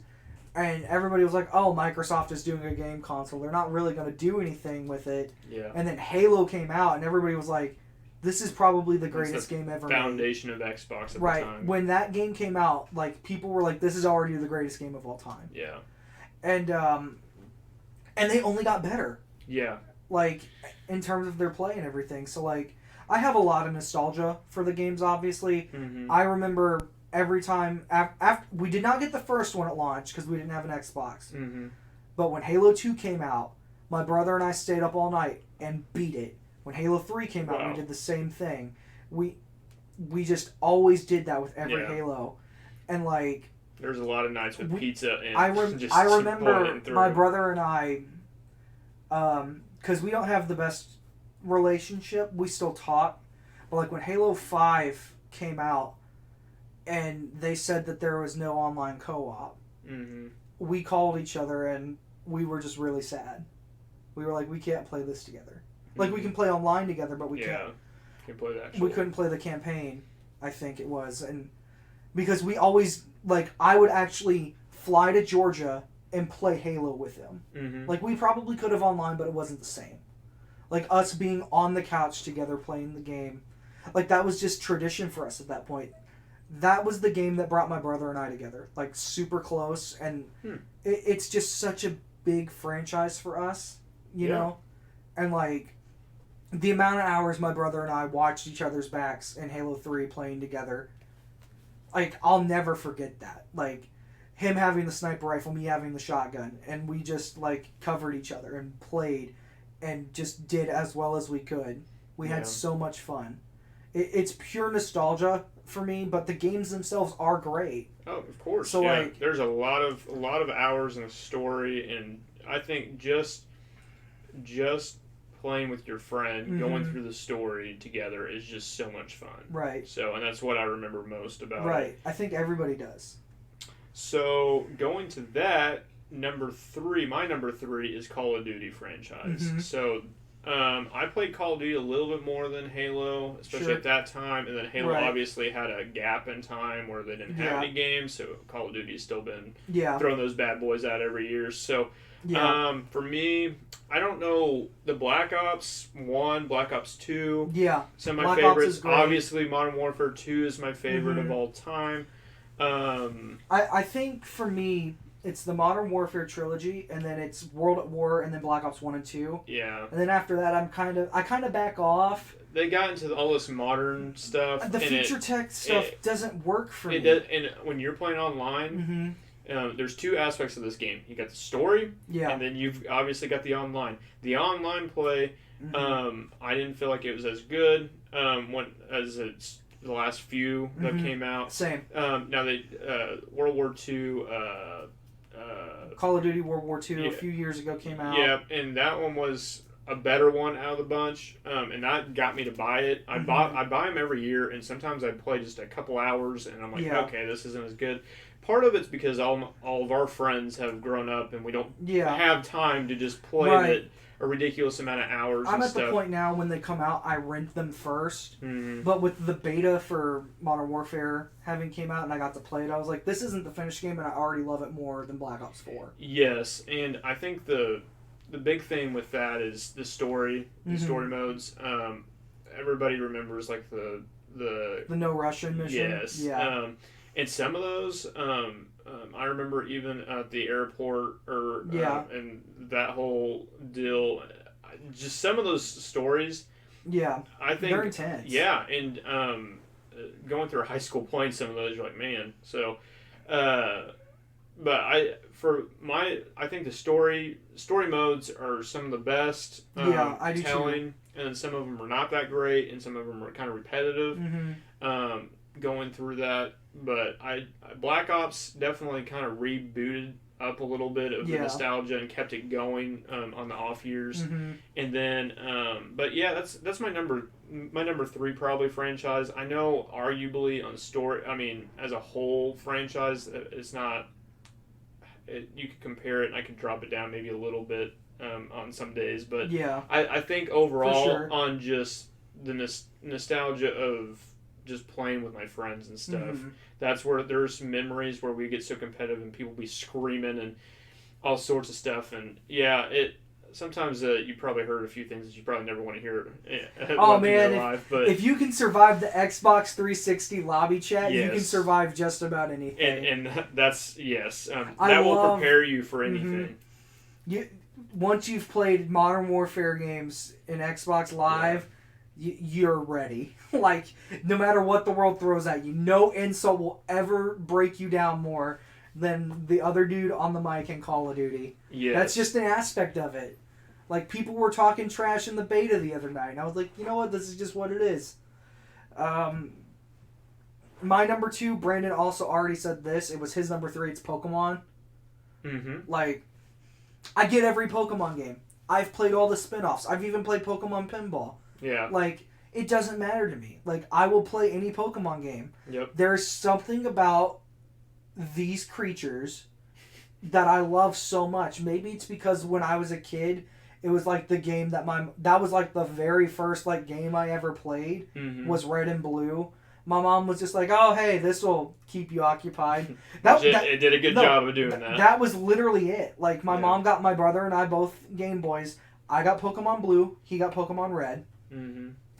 And I completed that Pokedex by the end of the year. Yeah. Like, I barely played with, like, my action figures and toys at that point. Once I got the Game Boy, I played so much. I have probably never thanked my mother for buying rechargeable batteries, but I'm glad that she did, because the amount of times that those batteries died on me Uh-huh. just playing so many hours of Pokemon, whether it be Red and Blue or Gold, Silver, Crystal, because like Gen 2 is where I spent the most time as a kid, Yeah. because you got to go back to Kanto, Of course. Yeah. and then Gen 3 on GBA was a huge jump, like full color, full Yeah. sound, sprites and everything. Like, the game really evolved from evolved from there, and then after that, you have 4 where they actually start to get more competitive and more thought processing. Like, there's an actual, like, competitive fight scene for Pokemon. Yeah. Like, it's insane. You can watch people, like, play in tournaments and, like, they have, like, special ways that they train their Pokemon to be the absolute best that it can be in the game.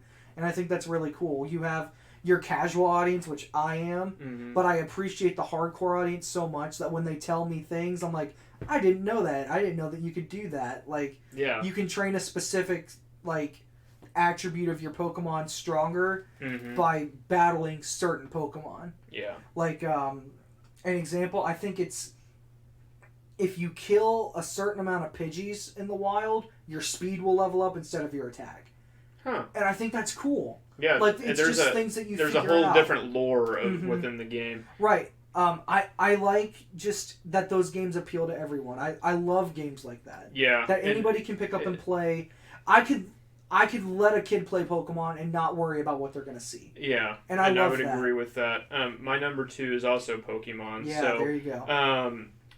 My thing is I remember, like, I think my earliest memories of Pokemon, or not my earliest, but some of the, like, distinctive memories is, like, having my Game Boy Advance in the dark, like, and having a flashlight or a lamp and trying to be, like, when I'm supposed to be in bed or whatever, I would pull that bad boy out. And so I played the crap out of Leaf Green and the crap out of Emerald, I think, were probably my 2 ones. Man, I had every single Pokemon, and I mean, I knew every single thing. I went to Toys R Us for the events, things like that. I actually have a funny story about my mom. So I was playing Crystal on my Game Boy Color, and I thought I was so smart. I put a towel under the bottom of the door because like you couldn't see through the side with the way the door was and the top. So I was like, well, she won't be able to see that the light is coming through. She's gonna think I'm asleep, and I'm just playing Pokemon till like 2 or 3 in the morning. I don't realize that my mom is out on the porch smoking a cigarette, and she sees this light on in my room. She probably just assumes, oh, he must have fallen asleep with the light on or whatever. She comes in there and she sees me playing Pokemon, and it's like the funniest thing ever. She's like screaming at me, what are you doing? Why are you up so late? Blah, blah, blah. It's a school night. And I just look her dead in the face, and I was like, I've got to level up Ivysaur. And she's just like, well, you're not leveling up Evisaur anymore. And I was like, she couldn't say, she said Evisaur. Yeah. And instead of like being like, okay, Mom, I corrected her and I said, Eevee is a different Pokemon, you idiot. And she took it away for like 2 weeks. And it was like the longest 2 weeks ever for me as a kid. I never called my mom something like that ever again. Yeah, probably not. But like, I just remember that. Like, I remember even being punished and waiting for the day to get Pokemon back. Yeah, I think I used to sneak it over. My parents were divorced, and so I'd sneak it. I wasn't supposed to like bring anything over. I don't really know why, but I would I would sneak my Game Boy and like over to my dad's when I would go to my dad's on the weekends and play it and stuff. And I remember like in the library when I was in junior high, I was like in 5th grade, I think. We would trade Pokemon and stuff, and we thought that was super cool. And like I mean, dude, I had so many different. And it was funny because I think I remember it was like 240 hours or something. It was like I don't know why that number is out, but it was at least that because I remember just on Emerald, I think. Right. And it was just a ridiculous amount of time to just go through the world, but. I mean, it's like I even remember on the 64, just like the Pokemon games on there. Pokemon Stadium. Yes, and Stadium, and what was the picture? Pokemon. Pokemon Snap. Snap. Yeah, I remember that one. I put a lot of time into that. Yes, and it would literally grade you on the types of pictures. I know somebody who wanted to become a photographer because of Pokemon Snap. Really? That's interesting. Yeah. But it was interesting because I played the crap out of that game. It's like, why am I doing this right now? I don't know, but... I feel like the Pokemon franchise is Japan's equivalent of Disney. Yeah. I think. With just how big it is, like, whenever there's Pokemon, like, Japan goes nuts. Yeah. Like, I remember when Pokemon Go came out and people were sending me like screenshots of like what was going on in Japan, Mm-hmm. and it's just the entire country just coming together, and I was like, that's beautiful. Yeah. The fact that a game series can evoke that much emotion out of people of all ages, I think is wonderful. And we've talked about Pokemon Go a lot, but Yeah. it's, I mean there's that nostalgia of everybody around our age has played through almost every game. Were you at the downtown event the first night? I think we all went down there. Like all of us did. It was absolutely even insane. friends that we have that never played video games were playing Pokemon Go. And I thought like, I was like, do I really want to download this and all this? Yeah. But I'm like, and then I'm like, I can't just not play this. Right. Like, this is insane. I will It's a whole never different forget world. being downtown, and I'm just minding my own business. I'm just catching a few, like, Doduo, because that was the Pokemon that was around downtown a lot. There was hundreds of them. There was, like, Doduo. I caught a couple Oddish and Caterpie. And then all of a sudden, a Squirtle pops up. Yeah, and everybody And storms over there. The person next to me screams, "There's a Squirtle over here." Mm-hmm. And you just see hundreds of people move my direction. I thought I was going to get trampled. I was like, oh my God, I'm going to die. So, like, I'm just like, we just have so many people that are that love it so much. Yeah, and the cool thing about Pokemon for me was I didn't get into the games. I got into the cards first. Yeah, I did too. I had so many. My parents, like every birthday, every Christmas, all I ever wanted was Pokemon cards. So I would collect. I have binders and binders full, which they're probably worth quite a bit now. But the cool thing was back then is like all I cared about was the cards, and then I got introduced into the games, and I'm like, wow. Everything I'm looking at in these cards are becoming real life, kind of. I remember being so obsessed with the cards. That's what made my mom get me the games. Yeah. And it was my friend Christian who lived up the road from me. And he collected Pokemon cards. Mm. And he was like, oh, you don't play Pokemon? And he introduced me to Pokemon. And I don't talk to Christian anymore, but I still remember my friendship with him as a kid. Yep. And I remember my mom, when we were living in St. Robert at the time, she takes me to this little place called Cartoons. They worked on, like, auto mechanic stuff, but it was also, like, a cartoon shop mixed into one. Like, they sold, like, playing cards and, like, stuff like that for kids. That way kids aren't bored in a car shop all day. Yeah. And that's where I got introduced to Pokemon and Yu-Gi-Oh! And I remember buying the Team Rocket deck. Yeah. Because they didn't have the starter ones, but they had, like, gym leaders, and then I was like, oh, Team Rocket's the bad guy. I want that one. Because I was like, if I play with the bad Pokemon, like, I can play my friend, and, like, we can switch, and one of us can be the villain and stuff, and it makes it more fun. Yeah. And I just remember, I think my mom still has my original Pokemon cards. Yeah. I remember there was one kid with the cards. I'm talking with him, and we're, like, talking about trading. And my mom was like, you only trade them if you have doubles. Because she was like, I'm not buying you more, like, if you don't need them. And I was like, okay. And this kid convinced me to trade him certain ones for ones that I didn't realize that I already had. She was like, well, you already have this one. And I was like, yeah, but look, it's different because, like, the cards would have different attacks or different HP values and stuff. She was like, no, it's the same thing. Not knowing that, like, the cards the Pokemon could have different attacks and stuff. She thought I was being ripped off. And, like, she made a big scene about it with, like, this kid. She was like, no, you guys shouldn't do that. Like, you should try to get all the different ones. And my mom, I think, realized the importance of gotta get them all more than I did at first. About having as many different ones as you could. Yeah. Because I was like, well, I need this version of Nidoran, and this version of Nidoran, and this version of Raichu, and this version of Charmander. Because there was an electric-type Charmander out there. And I'm like, I don't know. There's just so much about Pokemon that I love. Yeah. We should move on because I could talk about Pokemon all day. Yeah. Pokemon... When Sword and Shield comes out, I feel like we're just going to have an episode dedicated to Pokemon anyway. Probably. Because, like, we can talk about our favorite Pokemon movie, our favorite Pokemon itself, our favorite legendary, all of that. Yeah. We can go on forever. Yeah, Pokemon's definitely a foundation of my youth, I would say. I think that's why it's so high on all of our lists. Yeah, and I mean, it's just one of those franchises where you can just, spend countless hours and pick it up, even if you haven't played in years. So, yeah. Okay, Zach, what's your number one? My number one is Legend of Zelda. Right. Same with Brandon. There's just something about Link as a character that I love so much. I think part of the reason was that when I was growing up, Link was a silent protagonist. Mm-hmm. I think in Breath of the Wild he's talked a little bit now. I haven't beaten Breath of the Wild. Yeah, there's a little bit. I know there's some dialogue in Skyward Sword as well. Mm-hmm. He mouths it, but you don't read the dialogue, but he's talking to people. But Link by proxy is you. Yeah.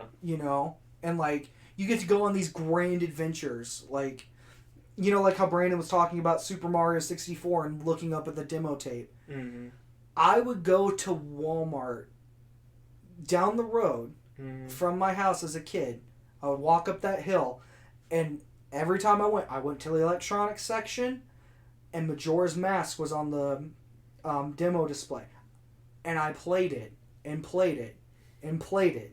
So much so to the point that I almost beat the Walmart demo, because it was just the full game. They just had it in there. I almost beat the game at Walmart just playing it all the time. Mm-hmm. Because I would just spend so much time looking up at it, and then my mom finally bought it. And Majora's Mask, is my favorite Zelda. It just always has been, because I put so much time into it as a kid. Yeah. I can still just remember, like I said, the story about me at Walmart, just playing the version that they had on their screens, which I don't know why they don't do that anymore. Maybe because of kids like me. I don't let anybody else play. I'm like, no, this is mine, kid. You can go over there and play that Sony one. Yeah. You can play Spyro. I'm playing Zelda. Mm-hmm. Nothing against Spyro. I love Spyro. But a whole bunch of haters in the comments. Hey, you don't know. There will be one time where one of us says something that just triggers people. And I'm waiting for the day. It surprisingly hasn't happened yet. I know. But Zelda, like Mario, is one of those series that I think every game brings the franchise to new heights, like I said before. Yep. I can't think of a bad experience I had with Zelda.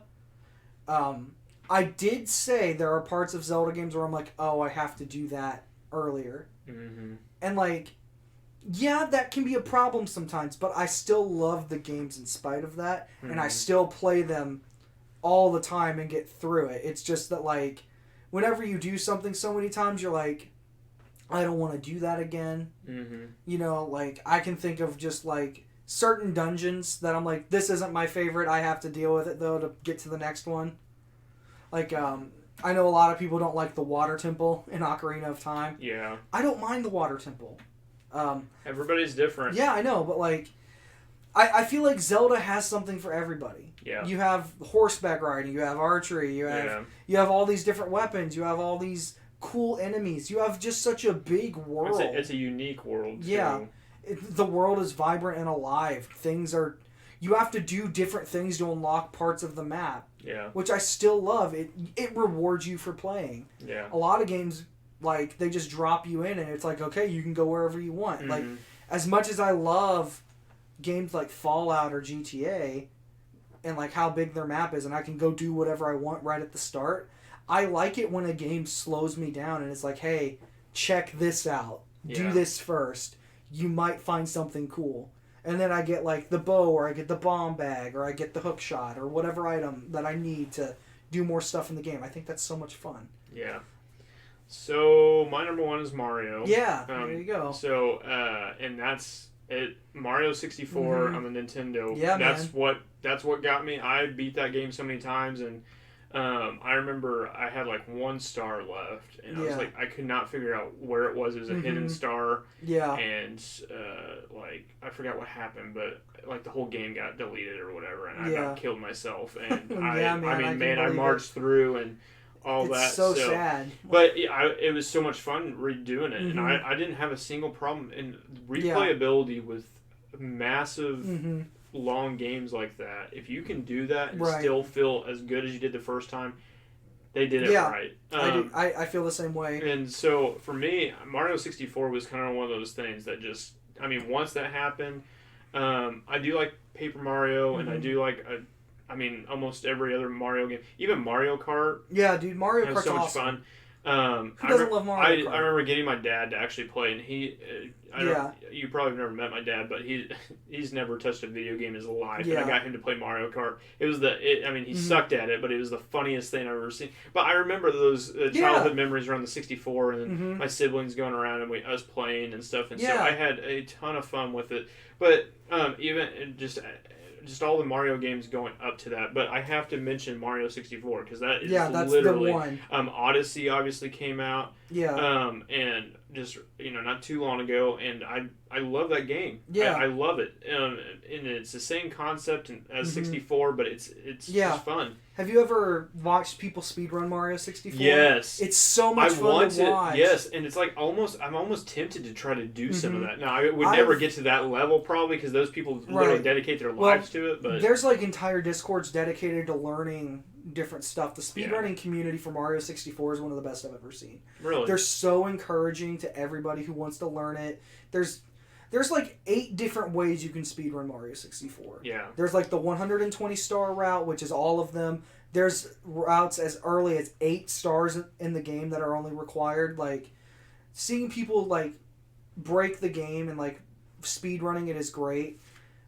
There's even like different things going on now to where people have randomizers in Super Mario, which I think is cool. Like, what they'll do is they'll take a world, like let's say the first one, Bob-omb Battlefield, and like they'll mix up the stars. So like you have to do a different thing to get a certain star. Huh. Like for example, the one behind the Chain Chomp gate? Yeah. You have to hit the pillar and it knocks the gate down. Instead of that star showing up there, it could show up on top of the mountain. I've actually seen some of this before. I've seen this on videos and stuff. So they do that with Zelda now too. Like I watch a few people who do randomizers to where the treasure chests are mixed up every time.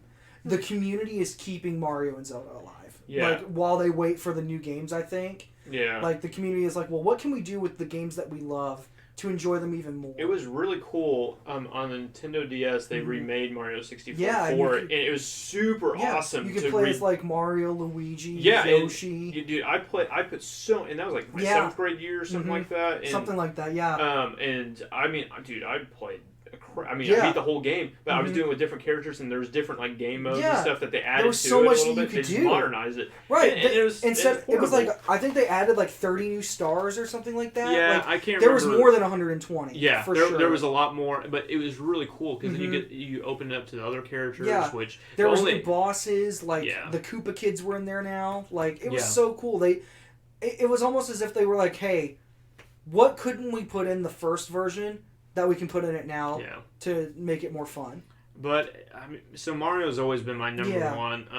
It'll be very hard to get that to change anytime soon. Right. I don't think that for me, Zelda's, my top like 4. I don't think those will ever move. Yeah, it's between once you grow up with something like that, it's Mario, just hard Zelda, to get it to change. Yeah, Pokemon. And those are like the big 3, and then Halo is my and, other one. Yeah, you guys got Zelda on me, but Mario's been my kind of thing. Hey, so man, there's no disrespect. Mario's an amazing series. And that's just for me. It was either going to be Mario or Zelda at number 1. Yeah, and I like how we did. Brandon have Pokemon as number 2. Pokemon had number was 3. his number 3. Number 3. We all pretty much had the same top 3. Yeah.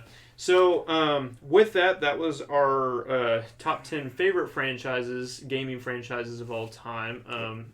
Brandon had to leave us of course, on the most important top 3, but well, it's okay. Now he's got something to listen to because I know that sometimes he doesn't like to listen to these back to back because he doesn't like to hear his own voice. Now he can just listen to ours. Yes, which are mine at least is probably more annoying. But I wouldn't say that. Dude, I can't. It's so hard. I understand. It's kind of hard, but it's hard. I want to say thank you for listening.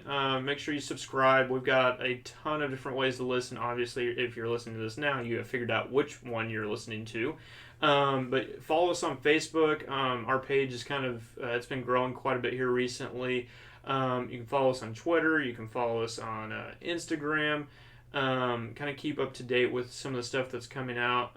Some of the new things that we're trying to get on. We're trying to get on a better schedule here. We've got a lot going on. Brandon's about to get married. We're part of the wedding, but we've also got a lot of stuff going on. So we're trying to get into more of a regular pattern here. Right. Show your support. Give Spread us the a share. word. Yeah. Tell your friends about it, man. Like, Yeah, you and have that no keeps idea us how much that motivated helps to us. yes. Even just telling one person, because It keeps us motivated to keep going. Yeah. And we've definitely been growing a decent amount here recently. So just keep the shares going.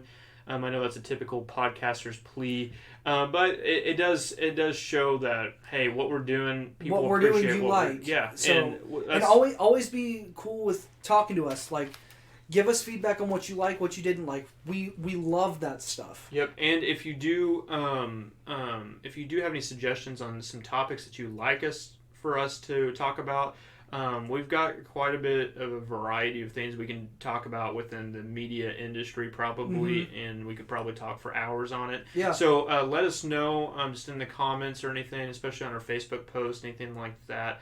Other than that, thanks for listening. I appreciate everything that you guys are doing for us. I definitely, especially myself, try to keep track of all the comments and messages and everything like that, just to kind of keep in the loop with you guys. But again, share it to your friends, subscribe on different platforms. Hopefully, one of the things that we're trying to get kind of more is actually recording on video.